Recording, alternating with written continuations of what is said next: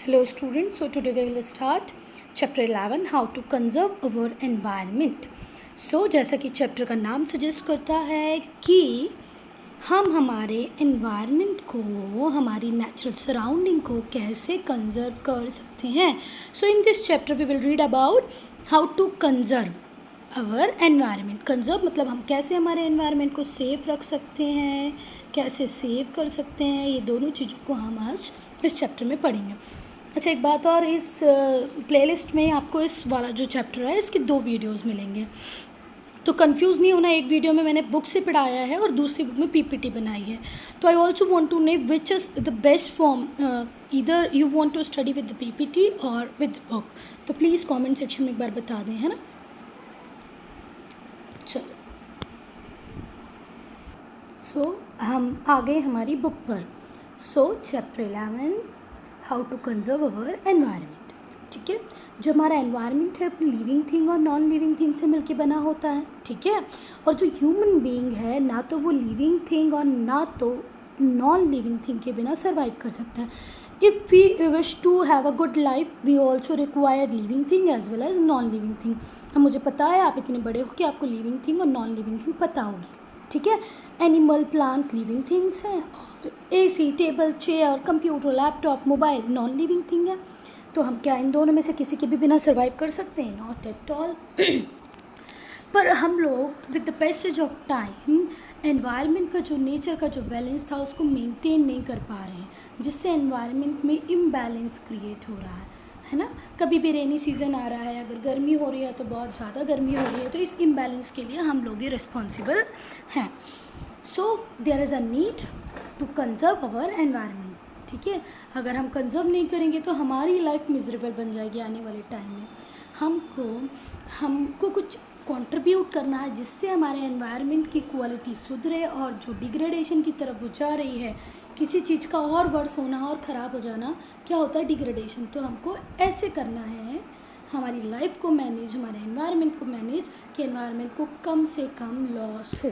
ठीक है, चलो. So environment is made up of living thing and non living thing. Human being दोनों ही चीज़ों पे डिपेंड करता है. ठीक है, अब हमने देखा कि हमको कंजर्व करना है. क्यों कंजर्व करना है? क्योंकि हमारे एनवायरनमेंट को लॉस हो रहा है, एनवायरनमेंट की क्वालिटी डिग्रेड हो रही है ना. प्योर एयर है, उसमें हमने कार्बन मोनोऑक्साइड, कार्बन डाइऑक्साइड मिला दी है. फ्रेश वाटर में इंडस्ट्रियल वेस्ट मिला दिया. हर चीज़ की क्वालिटी को डिग्रेड करने के पीछे एक ही पर्सन रिस्पॉन्सिबल है, वो है ह्यूमन बीइंग्स. ठीक है, human being. Okay, now what is conservation. अब कंजर्वेशन क्या होता है? कंजर्वेशन प्रोटेक्शन देते हैं हम हमारे नेचुरल एनवायरनमेंट को. नेचुरल एनवायरनमेंट के अंदर क्या क्या आता है? Plant, animal and natural resources. Plant, animal, habitat and natural resources, इनको प्रोटेक्ट करना, इनकी केयर करना ही क्या कहलाता है बच्चा लोग? कंजर्वेशन. ठीक है, अब अगर हम आज कंजर्वेशन की बात कर रहे हैं तो क्यों कर रहे हैं? क्योंकि हमने इतना लॉस ऑलरेडी हमारे एनवायरनमेंट को दे दिया कि अगर आज भी हमने कंजर्वेशन के बारे में नहीं सोचा तो इट हैज़ वेरी सीरियस और severe, it will have a very severe effect on our life. ठीक है, तो अब मैं बताती हूँ आपको अंडमान एंड निकोबार आइलैंड कहाँ पर है. ठीक है, कुछ लोग बोलते हैं हम एनवायरनमेंट को प्रॉपर केयर नहीं कर पा रहे हैं, इस वजह से बहुत सारे जो आइलैंड है. अब आइलैंड क्या होता है बेटा? वो एरिया जो सारे साइड से, ऑल 4 साइड से काय से घिरा हुआ हो? वाटर से. आइलैंड्स क्या होते हैं बेटा? वो एरिया जो आसपास हर जगह काय से घिरा हो? पानी से घिरा हो. ठीक है, तो अंडमान एंड निकोबार आइलैंड है. ये अंडमान एंड निकोबार तो हम इंडिया के एस्पेक्ट में पढ़ लेंगे, पर जो मालदीव्स आइलैंड है, मालदीव्स के लिए भी ये बोला जा रहा है कि अभी तो वो कंट्री है ना, हमारी नेबर कंट्री है मालदीव्स. मालदीव्स अभी तो एक आइलैंड है, एक कंट्री है, पर हो सकता है इन फ्यूचर में, क्योंकि ग्लेशियर की जो आइस है वो कंटिन्यू मेल्ट होती जा रही है, जिससे आने वाले टाइम में हो सकता है अंडमान निकोबार सबमर्ज्ड हो जाए अंडर वाटर, और सेम मालदीव्स के साथ भी है. अच्छा, यहाँ पर मैं आपको एक बात भी बताऊँगी. अगर कोई पूछता है कि सबसे बड़ा आइलैंड कौन सा है, तो सबसे बड़ा आइलैंड है ग्रीनलैंड. ठीक है, सबसे बड़ा आइलैंड है ग्रीनलैंड. ठीक है, अंडमान एंड निकोबार, मालदीव्स भी आइलैंड है जिनको कुछ लोग फोरकास्ट करते हैं, हमारे जियोलॉजिस्ट बोलते हैं कि अगर इसी रेट से ग्लोबल वार्मिंग बढ़ती रही तो आने वाले टाइम में ना तो अंडमान एंड निकोबार होगा और ना ही मालदीव्स होगा, ठीक है। जो अंटार्कटिका में जो आइस है ना, जो ह्यूज चंक ऑफ आइस होते हैं, huge chunk of ice is known as glacier. What is glacier? Huge chunk of ice, बर्फ़ के बड़े बड़े टुकड़े जो होते हैं बहुत बड़े, उनको हम क्या बोलते हैं? ग्लेशियर। और ग्लेशियर को अदर वर्ड्स में हम ये भी बोल सकते हैं रिवर्स हैविंग और completely frozen rivers is known as glaciers, ठीक है। जो अंटार्कटिका पे जो आइस है, जो फ्रेश वाटर का भी रिसोर्स है वो क्विकली मेल्ट होती जा रही है। और किस वजह से? पोल्यूशन की वजह से, ग्लोबल वार्मिंग की वजह से, है ना। अगर कुछ भी समझ में नहीं आता तो प्लीज़ आप कमेंट सेक्शन में लिखिए, मैं उस चीज़ को एक्सप्लेन करूँगी फिर, ठीक है। चाहे वो व्हाट्सएप से करूँ, कॉल करके करूँ, ठीक है। सो आज हम लोग देख रहे हैं कि फॉरेस्ट कवर डिसअपियर होता जा रहा है। बहुत सारी जगह जहाँ पर पहले फॉरेस्ट थे, या तो आज फार्मिंग लैंड है जहाँ पर क्रॉप ग्रो कर रहे हैं, या तो कोई इंडस्ट्रियल टाउनशिप बनती जा रही है, कोई इंडस्ट्रियल एरिया बन रहा है, या कोई टाउनशिप बनती जा रही है। अब बहुत सारे एरियाज़ को देखोगे जो आसपास का एरिया जहाँ पर फॉरेस्ट था, आज हम उसको कट करके नई नई टाउनशिप वहाँ पर डेवलप कर रहे हैं, है ना। उसके बाद में हमको एक बात और ध्यान में रखनी है। देखो यहाँ पर ये क्या है, ये चंक ऑफ आइस है, और ये देखो ग्लोबल वार्मिंग की वजह से मेल्ट होते जा रहे हैं, और कहाँ? अब ओशन वाटर में मिलते जा रहे हैं। और ओशन वाटर तो ड्रिंकेबल है नहीं, मतलब हमारा फ्रेश वाटर भी कहाँ चला जाएगा? सॉल्टी वाटर बनने, है ना। और हम जो नेचुरल रिसोर्सेज का कंजम्पशन है वो भी क्विकर पेस से कर रहे हैं। अगर हम नेचुरल रिसोर्स में एयर की बात करें, वाटर की बात करें, सन एनर्जी की बात करें, तो ये तो रिप्लेनिश हो जाते हैं, इनमें कोई प्रॉब्लम नहीं है। पर जब हम कोल, पेट्रोलियम, डीजल की बात कर रहे हैं, नेचुरल गैस की बात करते हैं, कोल, पेट्रोल और नेचुरल गैस की बात करते हैं, तो ये इतनी जल्दी रिप्लेनिश नहीं होती, इतने जल्दी वो बनती नहीं है, एनवायरनमेंट में वापस नहीं आती हैं। और हम अब जिस पेस से उनको खर्च कर रहे हैं या यूज़ कर रहे हैं, उनको कंज्यूम कर रहे हैं, ये बहुत ज़्यादा है। उनके बनने में हज़ारों साल लग जाते हैं, ठीक है। So we have seen the problem कि हमारी आइस मेल्ट हो रही है, ग्लोबल वार्मिंग बढ़ रही है, पोल्यूशन बढ़ रहा है। तो अब हम सबको क्या करना चाहिए जिससे कि हम एनवायरनमेंट को कंजर्व कर सकें? So let us learn about the ways in which we conserve the environment. उन तरीक़ों को सीखेंगे जिनसे हम एनवायरनमेंट को कंजर्व कर सकें। तो पहला तो है, फर्स्ट है हमारा कंट्रोलिंग ओवर पॉपुलेशन। पॉपुलेशन का मतलब क्या होता है बेटा? Number of people. Population means क्या होता है बेटा? नंबर ऑफ पीपल, है ना। और ओवर पॉपुलेशन का मतलब क्या हो गया? बहुत सारे लोग। मतलब जो हमारी पॉपुलेशन है वो बहुत ही ज़्यादा रेट से बढ़ रही है। हाईएस्ट पॉपुलेटेड कंट्री का नाम आई होप आपको पता है, अगर पता है तो कमेंट सेक्शन में लिखो। और इंडिया की रैंकिंग पॉपुलेशन में कहाँ आती है ये भी मुझे कमेंट सेक्शन में लिखो। देखते हैं कौन सा बच्चा ज़्यादा इंटेलिजेंट आंसर देता है। First highest populated country and second populated country, okay.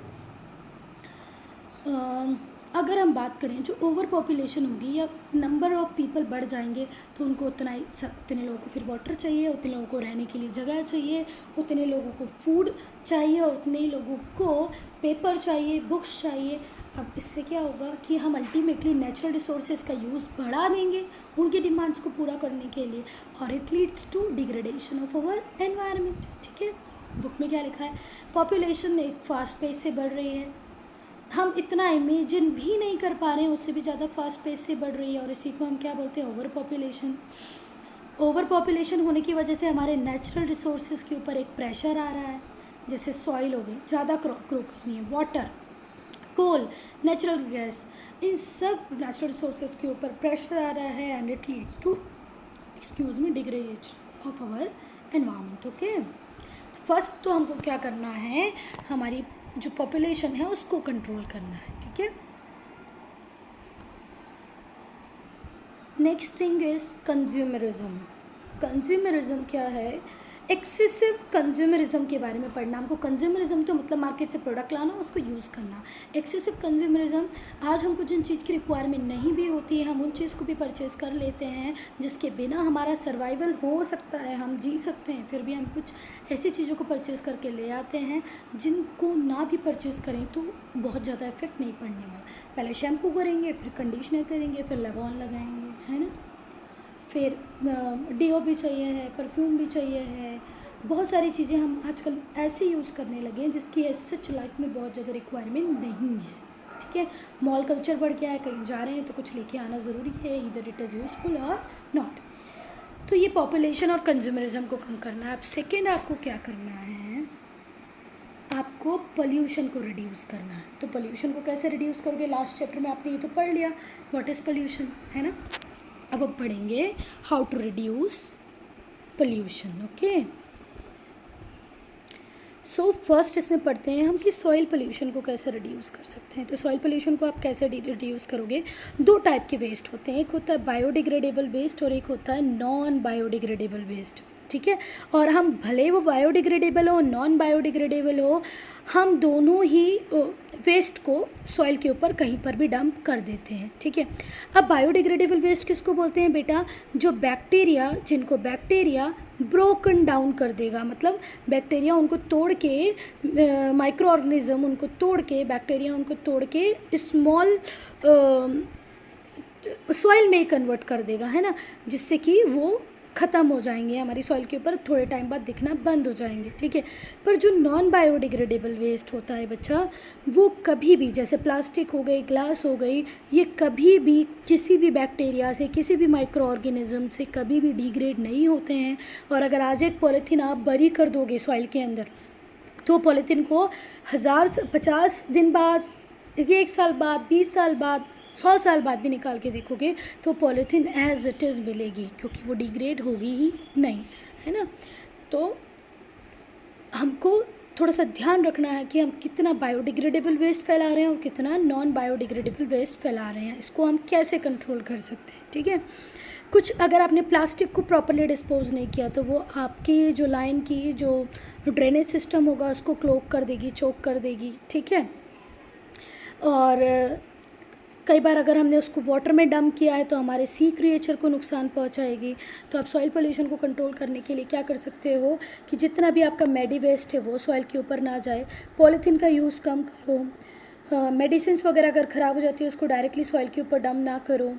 ठीक है, तो इतना सब चीज़ों को आपको फॉलो करना पड़ेगा, आपको प्रॉपर ध्यान रखना पड़ेगा कि बायोडिग्रेडेबल वेस्ट क्या है, नॉन बायोडिग्रेडेबल वेस्ट क्या है। ये चीज़ बैक्टीरिया ख़त्म कर देगा तो इसका यूज़ हम कर सकते हैं, नॉन बायोडिग्रेडेबल थिंग्स का यूज़ हमको कम करना है। ठीक है, I hope this much is very clear to you, if not just write in comment section. Okay, second type है हमारा एयर एंड नॉइज़ पोल्यूशन। ठीक है, तो एयर पोल्यूशन तो आप कैसे कम कर सकते हो कि आप कारपूल्स ले लो, है ना, एक जगह अगर आपका ऑफिस है तो साथ में बैठ के चले जाओ। ठीक है, आपकी जो चिमनीज़ हैं, फैक्ट्रीज़ की चिमनीज़ हैं, उनको थोड़ा और हाइट पे लगाओ, उनके अंदर फ़िल्टर लगाओ।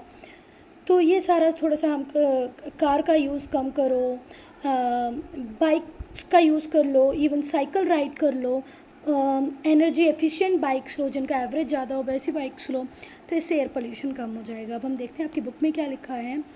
जो स्मोक है जो फैक्ट्री से एमिट होता है, जो व्हीकल्स एमिट करते हैं, वो अल्टीमेटली किसको पॉल्यूट कर देता है, हमारी एयर को, जिसको हम ब्रीथ करते हैं, जिससे हमें इलनेस हो जाती है, हमारा ब्रेन डैमेज हो जाता है और कई बार तो डेथ भी हो जाती है।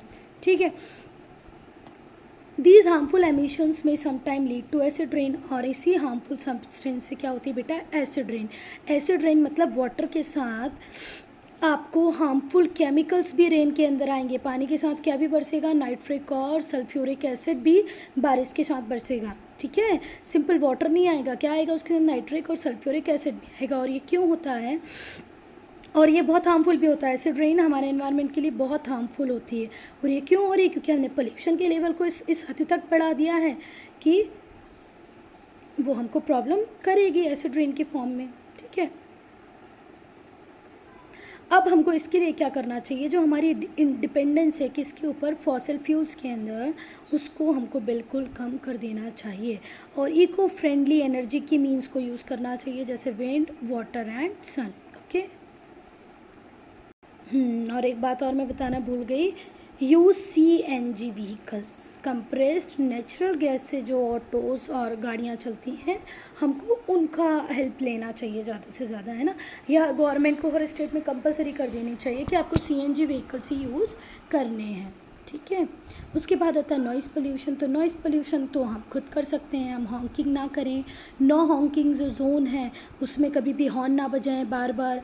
अगर ट्रैफिक जैम है तो बच्चे लोग, ट्रैफिक तो जैम है ना, अगर आगे वाली गाड़ी हटेगी नहीं, उसकी आगे वाली हटेगी नहीं, तो आपकी गाड़ी कैसे आगे जाएगी।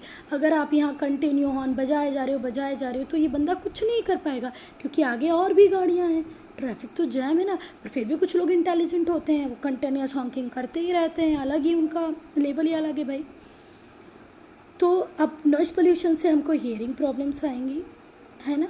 और ये ज़्यादा इसका मेन रीज़न क्या है, अलार्म्स, हॉन्किंग, सायरन्स, ये कई बार व्यक्ति को डीप भी बना सकते हैं, बहरा भी कर सकते हैं। तो please remember, no honking, unnecessary no honking. अब ऐसा नहीं किसी में जाके ठुकी गए, अननेसेसरी आपको कोई हॉन्किंग नहीं करनी है, ठीक है। आप जो डीजे बनाते हो, आपके घर में टीवी का जो वॉल्यूम रखते हो, जो म्यूज़िक आप सुनते हो, उन सब के वॉल्यूम को कम रखें, ठीक है, आपके लिए भी अच्छा है और पड़ोसियों के लिए भी। पहला काम आपने क्या किया, आपकी पॉपुलेशन को कंट्रोल किया, ठीक है। दूसरा काम आपने क्या किया, आपके पोल्यूशन लेवल को कंट्रोल किया। अब आपको जो थर्ड काम करना है, वो थर्ड काम क्या करना है, प्लांट और एनिमल के प्रोटेक्शन की तरफ ध्यान देना है। Third one is protecting animal and plants. अब एनिमल नहीं होंगे बच्चा लोग तो हमारी फूड चेन ख़राब हो जाएगी, और फूड चेन अगर कहीं पर भी डैमेज हुई तो उसका बहुत ही सीवियर इफ़ेक्ट आने वाला है ह्यूमन लाइफ पे। प्लांट्स तो आपको पता ही है, for oxygen on which we are living, वो कौन दे रहा है हमको, प्लांट्स ही दे रहे हैं अल्टीमेटली। अगर प्लांट्स नहीं होंगे तो ऑक्सीजन नहीं होगी, ऑक्सीजन नहीं होगी तो हम नहीं होंगे, और एनिमल नहीं होंगे, कुछ एनिमल नहीं होंगे तो फूड चेन कम्प्लीटली डिस्टर्ब हो जाएगी, उसके भी अपने बहुत साइड इफ़ेक्ट्स होंगे, ठीक है। बुक देखते हैं, protecting plants and animal is very important, okay. Random cutting of trees means deforestation. दूसरा हम भाषा में बोलें डिफॉरेस्टेशन क्या है, मैसिव कटिंग ऑफ ट्रीज़। क्या होता है डिफॉरेस्टेशन, इससे बहुत सारी प्रॉब्लम आ रही है, ग्लोबल वार्मिंग बढ़ती जा रही है। ग्लोबल वार्मिंग कैसे बढ़ रही है, अब देखो मैं फिर बताती हूँ आप लोगों को कि ग्लोबल वार्मिंग बढ़ाने के लिए एक ही गैस रिस्पॉन्सिबल है, वो है कार्बन डाइऑक्साइड। अब पेड़ों को जब आप काट देते हो, जैसे यहाँ पर बहुत सारे पेड़ थे, ये लोग कार्बन डाइऑक्साइड को यूज़ करके एक प्रोसेस, फोटोसिंथेसिस की जो प्रोसेस होती है उसमें कार्बन डाइऑक्साइड को यूज़ करते और क्या रिलीज़ कर देते, ऑक्सीजन। पर अब आप सारे पेड़ ही यहाँ से काट लोगे तो उस कार्बन डाइऑक्साइड को कोई यूज़ करने वाला नहीं है। अब जितनी हमारे एनवायरनमेंट में कार्बन डाइऑक्साइड होगी, ठीक है, कार्बन डाइऑक्साइड और सनलाइट की होती है फ्रेंडशिप। किस किस की फ्रेंडशिप है बच्चा लोग, सनलाइट और कार्बन डाइऑक्साइड की। तो जितना आपके एनवायरनमेंट में कार्बन डाइऑक्साइड होगी, सनलाइट उतनी ज़्यादा आपके एनवायरनमेंट में ट्रैप कर ली जाएगी। फ्रेंडशिप है, बॉन्ड है, दोनों बातचीत करने के लिए रुक जा रहे हैं, और रुक जा रहे हैं तो किसको बढ़ा रहे हैं, ग्लोबल वार्मिंग को बढ़ा रहे हैं। आप समझ में आया कि कार्बन डाइऑक्साइड या पेड़ के कटने से ग्लोबल वार्मिंग कैसे बढ़ती है। There is a good friendship between carbon dioxide and sunlight. Carbon dioxide trap sunlight, जब सन डे के टाइम पे उसको ट्रैप करके रख लेगी, उसको वापस जाने देगी नहीं, बाउंस बैक होने देगी नहीं, तो टेम्परेचर बढ़ेगा, टेम्परेचर बढ़ेगा तो ग्लोबल वार्मिंग होगी। I hope this is very much clear to you, if not then please ask in comment section. अब तो ये तो बात हुई है फॉरेस्टेशन की कि हमको नए ट्रीज़ लगाना है। सोल्यूशन आपको क्या करना है, plant new trees, plant trees, forestation करना है, ठीक है, डिफॉरेस्टेशन नहीं करना है। ओके, नेक्स्ट इज़, अब एनिमल पे आ जाते हैं। एनिमल के लिए हंटिंग, हंटिंग कई बार गवर्नमेंट रेगुलेट करती है जो कि लीगल होती है, उसमें कोई प्रॉब्लम नहीं है। पर इलीगल हंटिंग को हम क्या बोलते हैं बेटा, poaching. Illegal hunting is known as poaching.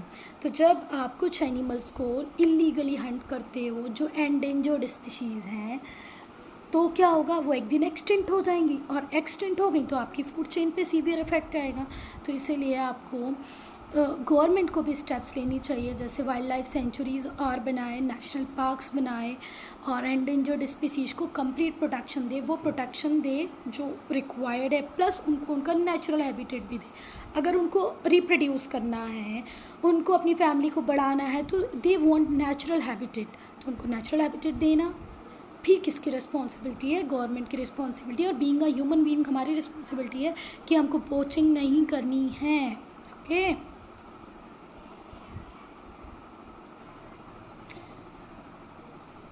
ये है टस्क, एलिफेंट के जो दांत निकले हुए होते हैं ना बाहर की तरफ, उनको टस्क बोलते हैं ना। तो ये जो टस्क हैं, इनसे बहुत सारे प्रोडक्ट्स बनते हैं, और वो प्रोडक्ट्स बहुत ही हाई कॉस्ट में, ओरिजिनल टस्क के जो बने प्रोडक्ट हैं बहुत ही हाई रेट्स में मार्केट में सेल आउट होते हैं। ठीक है, तो जब वो मार्केट में सेल आउट होंगे तो हम परचेज़ करेंगे। तो हम अगर परचेज़ ही ना करें तो कोई इनको मार्केट में सेल क्यों करेगा, पर हम लोग भी परचेज़ करते हैं। ठीक है, तो हम लोगों को उन प्रोडक्ट्स की परचेसिंग कम्प्लीटली बंद कर देती है जो किससे बने हों, एनिमल स्किन से, एनिमल किसी भी एनिमल के पार्ट से बने हो। ठीक है, इसके बाद हम देखते हैं कि बहुत सारी स्पीशीज़ हैं जो धीरे धीरे एंडेंजर्ड बनती जा रही हैं, जिनका नंबर कम होता जा रहा है, और एक दिन इतना कम हो जाएगा कि वो क्या हो जाएंगे, एक्सटिंक्ट हो जाएंगी, ख़त्म ही हो जाएंगी, हमको मिलेगी ही नहीं। चीता जैसे एक्सटेंट हो चुका है, एक्सटिंक्ट इंडिया में कब, 1950s में चीता ख़त्म हो गया है। बहुत सारे और एनिमल हैं, बर्ड भी हैं, जो जैसे बर्ड में है बल्चर और एनिमल में है टाइगर, इनका नंबर भी बहुत कम होता जा रहा है। अगर हमने इनको प्रॉपर कंजर्व नहीं किया तो ये भी एक्सटिंक्ट हो जाएंगे, है ना। बहुत सारे कंट्रीज़ में बहुत स्ट्रिक्ट लॉज हैं अगेंस्ट पोचिंग, तो इंडिया में भी इन लॉज के ऊपर थोड़ा सा काम करने की ज़रूरत है।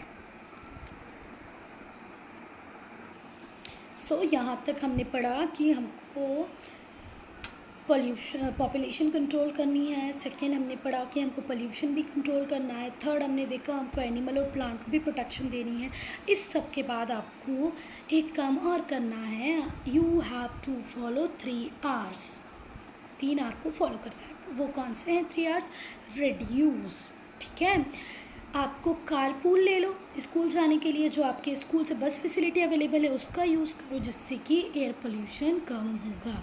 ठीक है, आप आपकी कंपोस्ट बिन रख सकते हो, और उस कंपोस्ट बिन में जो आपका प्लांट वेस्ट है, फूड वेस्ट है, उसको आप डालो, और उसके बाद वहाँ से क्या तैयार कर लो, खाद तैयार कर लो, जो आपकी फॉर्म पे या आपके जो पॉट्स हैं घर में उसके काम में आ सकता है, और गार्बेज भी कम होगा। ठीक है, तो रिड्यूस करना है मतलब चीज़ों का यूज़ थोड़ा सा कम करना है, और जो अननेसेसरी चीज़ें हैं उनको तो बिल्कुल भी यूज़ करना ही नहीं है। सो जो आपका फूड वेस्ट होगा जिससे आप कंपोस्ट बना सकते हो, वो एक नेचुरल प्रोसेस से कुछ वॉर्म्स की हेल्प पे काय में कंपोस्ट हो जाएगा, कम्प्लीटली डिकम्पोज हो जाएगा, और क्या बना लेगा, कंपोस्ट बन जाएगी वहाँ पर। और उस कंपोस्ट को आप आपके प्लांट्स के लिए बहुत ही अच्छी होती है, आप प्लांट में डाल दें, जिससे आपके घर का कचरा भी कम होगा और कंपोस्ट भी तैयार हो जाएगी। आप सारे स्विच ऑफ कर दें, लाइट, इलेक्ट्रिक अप्लाइंसेस जैसे टीवी है, फ़ैन है, जब आप उनको यूज़ करें तब तो ठीक है, जब जैसे ही आपका यूज़ ख़त्म हुआ टीवी ऑफ़ करें, लाइट ऑफ़ करें, फ़ैन ऑफ़ करें।